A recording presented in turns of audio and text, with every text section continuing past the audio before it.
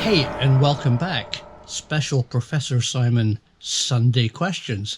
And this is a question to you engineers out there. And it's something that I've always wondered. Why does a bottle of Loctite 242 or 243 cost so much when little tubes of Superglue cost almost nothing and they do the same job? But do they? That's my question. And in fact, I think the answer is maybe and but. The most important thing to know is that both are polymers, and both, in fact, are made by Henkel, who make this complex organic chemistry products. And when a polymer sets, it goes into a chain and fills in all the voids, locks itself together, and becomes very tough. So I do sculpture. Here's a piece that I've made recently. You can probably see that it's made up of turnbuckles. I call it Acrobat.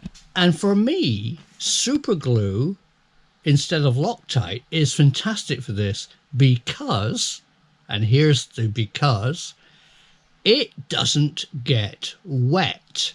Both the glues will lock nuts and bolts together, but the Loctite product is very water resistant. Superglue tends to disintegrate and break down if it gets wet. But both will cure in an anaerobic or oxygen-free atmosphere, i.e. between the threads of a nut and bolt. But Loctite will last longer, especially if you get it wet or it's in an outside atmosphere, or like on a steam engine model or anything that gets slightly moist, where Superglue will break down.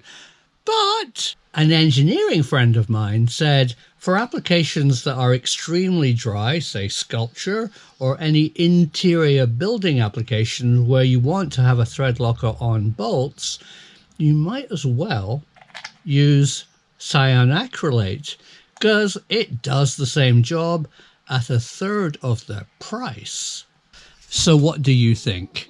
Do you think you can substitute expensive Loctite for Superglue? I think the answer is maybe. But let me know in the comments below. Because of you, the truth is out there.